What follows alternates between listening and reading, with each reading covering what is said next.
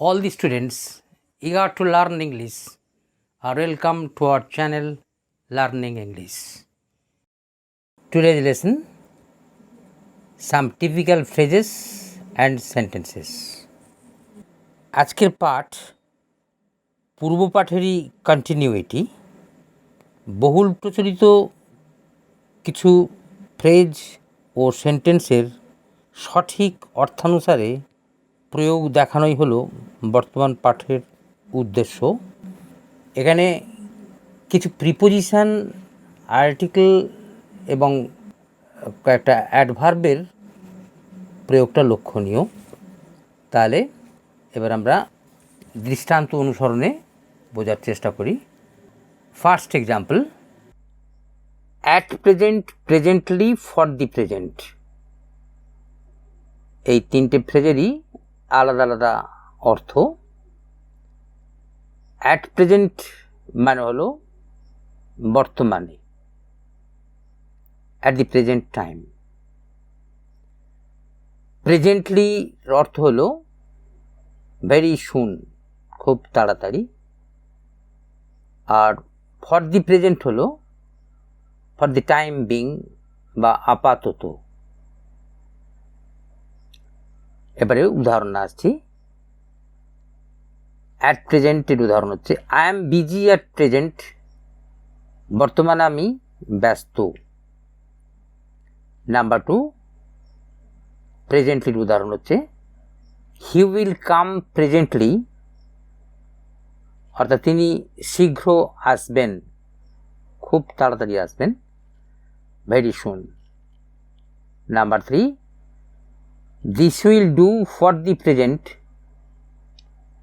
আপাতত এটা চলবে। এখানে ডু চলা অর্থে বসছে, ফর দি টাইম বিং না আপাতত বা আনটিল লেটার। এবারে বিটা আসছি। He ate a fruit, it means he ate the whole of the fruit, মানে পুরো ফলটাই সে খেয়েছিল। Number 2, he ate of a fruit, এটার অর্থ হলো সে পুরোটা খায়নি, কিছুটা খেয়েছে।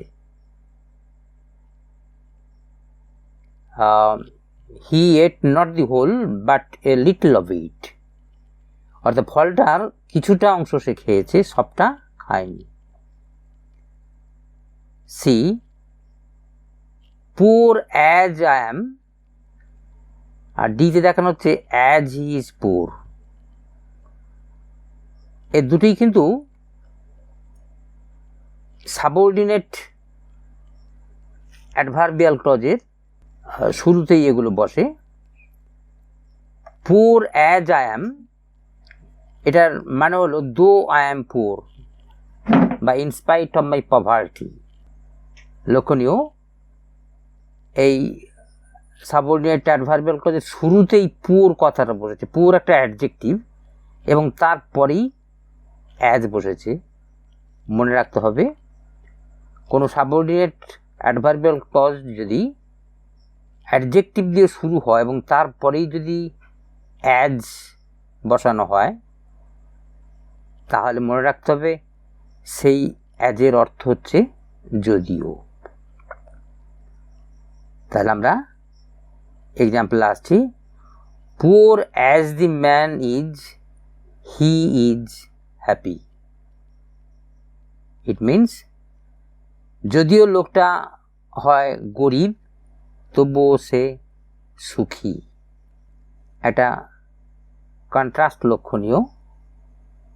সাধারণত গরিব লোকেরা অসুখী হয়, কিন্তু ইনি হ্যাপি। তাহলে poor as the man is, এটুকুর মান হচ্ছে যদিও লোকটি গরিব তবুও তিনি সুখী। আর একটা উদাহরণ দেওয়া হচ্ছে।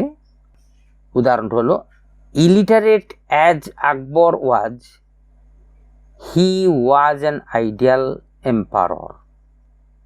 লক্ষণীয়, এখানেও ইলিটারেট কথাটা হচ্ছে অ্যাডজেক্টিভ, ঠিক অ্যাজের আগে বসে আছে, মানে অ্যাডজেক্টিভ দিয়ে বাক্যটা ইন্ট্রোডিউসড হয়েছে, শুরু হয়েছে।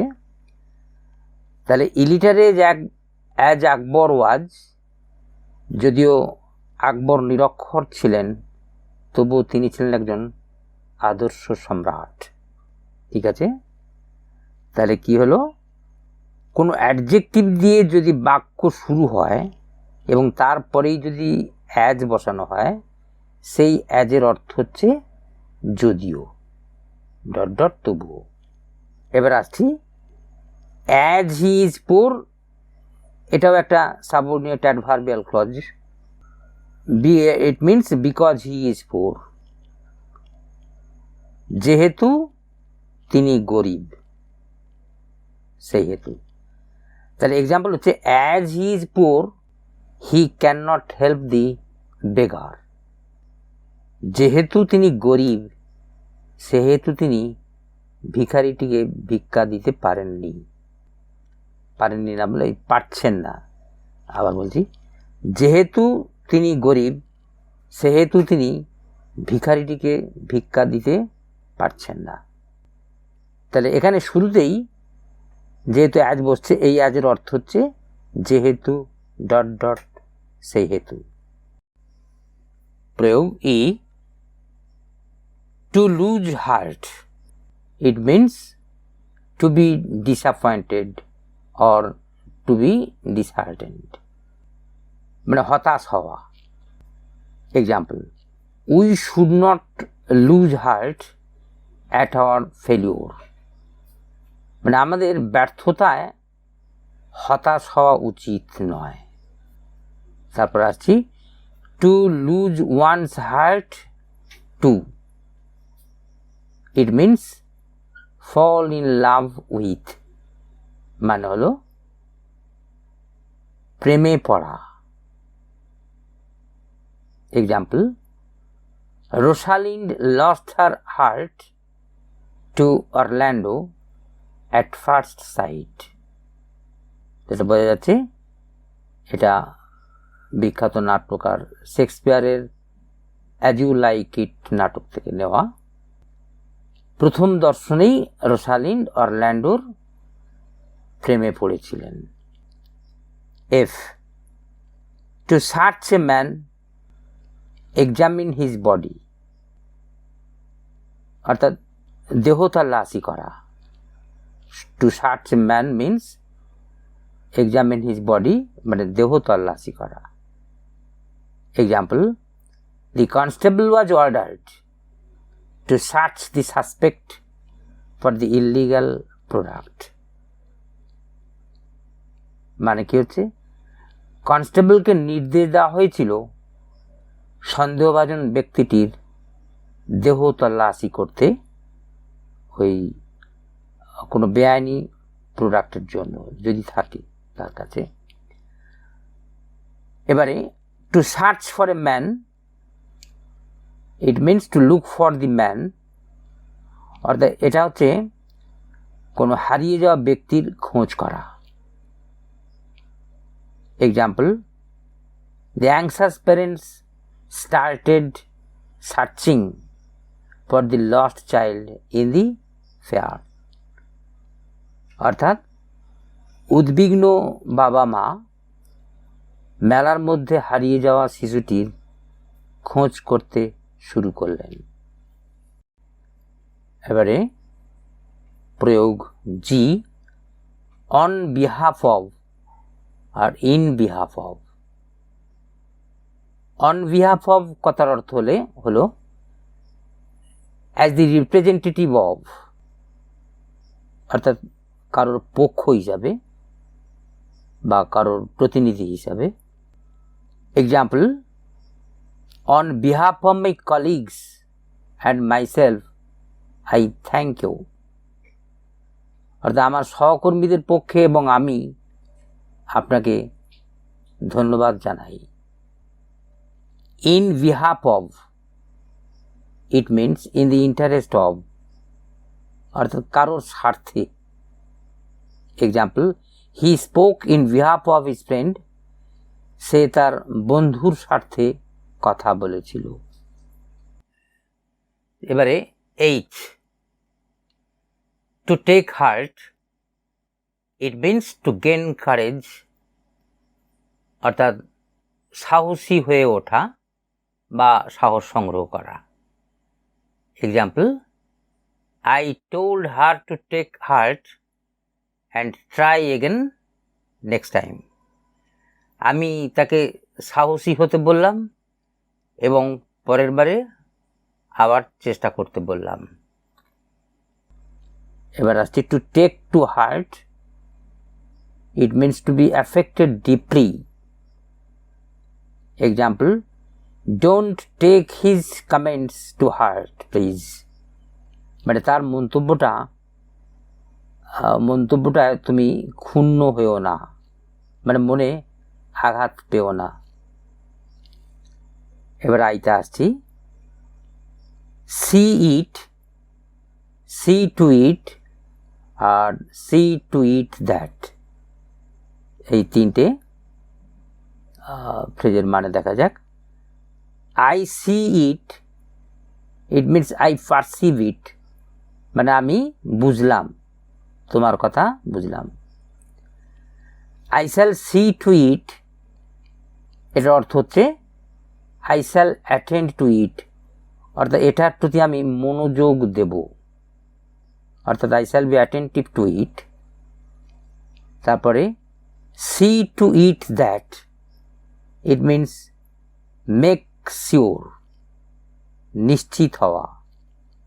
Example, the state should see to it that nobody goes unfed, অর্থাৎ একটা রাষ্ট্রের দেখা উচিত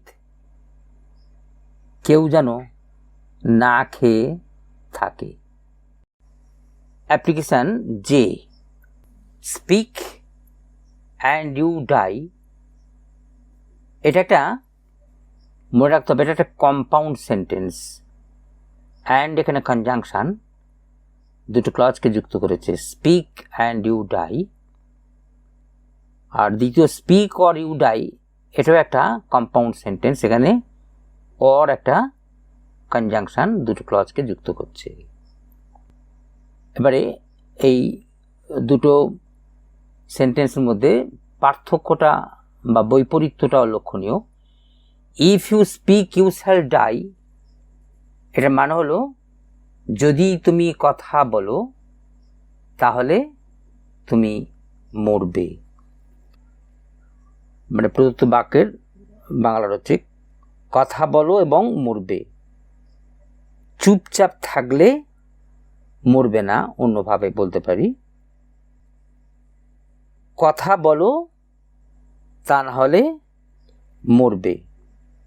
এটা হচ্ছে দ্বিতীয় বাক্যের Bangla. Unless you speak you shall die, it means, এর মানে হলো চুপচাপ থাকলে মরবে, মানে বলতে চাচ্ছি চুপচাপ থাকলে মরবে। তাহলে এই দুটো বাক্যের মধ্যে বৈশিষ্ট্যটা লক্ষণীয়। প্রথম বাক্যের ঠিক সঠিক বাংলা হচ্ছে চুপচাপ থাকলে মরবে না, আর দ্বিতীয় বাক্যে চুপচাপ থাকলে মরবে। তাহলে দুটো বাক্যের মানেটা বৈপরীত্যটা লক্ষণীয়। আর ইফ এবং আনলেস দিয়ে যে দুটো বাক্য হলো, দুটো বাক্যই কিন্তু কমপ্লেক্স সেন্টেন্স। এবারে application K, are you going to the meeting, আপনি কি মিটিংয়ে যাচ্ছেন? asked by one who will not necessarily be present there, অর্থাৎ এটা এমন এক ব্যক্তি প্রশ্নটা করছেন যিনি মিটিংয়ে উপস্থিত থাকবেন না অবশ্যই। দ্বিতীয় বাক্যে are you coming to the meeting, আপনি কি মিটিংয়ে আসছেন? asked by one who will himself be present there, এমন একজন ব্যক্তির কাছ থেকে প্রশ্নটা আসছে যিনি নিজেই মিটিংয়ের মধ্যে উপস্থিত থাকবেন। অতএব দুটো বাক্যের মধ্যে পার্থক্যটা লক্ষণীয়। এবারে application L, he likes you better than I. It means he likes you better than I like you. দ্বিতীয় ধরনের, he likes you better than me, এটার পুরো বাক্যটা হবে he likes you better than he likes me. একটু ব্যাখ্যা দেওয়া প্রয়োজন।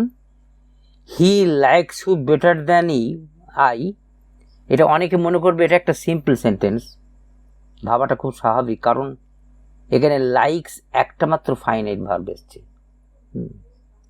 কিন্তু এটা সিম্পল সেন্টেন্স নয়। এখানে এই সাবঅর্ডিনেট অ্যাডভার্বিয়াল ক্লজ যে সাবজেক্টটা দেওয়া আছে, আইটা সাবজেক্ট যখন আছে অতএব ফাইনাইট ভার্ব মানতেই হবে। এই ফাইনাইট ভার্ব এবং বাকি অংশটা এখানে উজ্জ্ব রাখা হয়েছে, তাই পুরো বাক্যটা হওয়া উচিত he likes you better than I like you. এটা উজ্জ্ব রাখা হয়েছে, এটাই রীতি।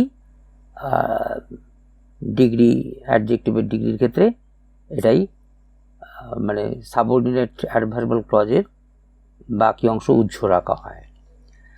সেরকম দ্বিতীয় উদাহরণে, he likes you better than me, পুরো বাক্যটা হবে he likes you better than he likes me. Bangla অর্থটা একটু জানা যাক। He likes you better than I like you, মানে আমি তোমাকে যতটা ভালোবাসি সে তোমাকে তার থেকে বেশি ভালোবাসে না বলে পছন্দ করে বলি। আর দ্বিতীয় বাক্যটা এখানে মি অবজেক্ট হিসাবে আছে, বা মিটা ওই সাবঅর্ডিনেট অ্যাডভার্বিয়াল ক্লজের একটা অবজেক্ট, ওর সাবজেক্ট ফাইনাইট ভার্ব কিন্তু এখানে উজ্জ্ব আছে। তাহলে এর পুরো বাক্যটা হবে he likes you better than he likes me. এটা হচ্ছে পুরো বাক্য হলো। তাহলে এখানে প্রদত্ত বাক্যে হি লাইকস উজ্জ্ব আছে, আর ওই ওপরেরটাতে ওই আই দেওয়া আছে, তারপরে লাইক ইউটা উজ্জ্ব আছে। ঠিক আছে, তাহলে আজ এই পর্যন্ত।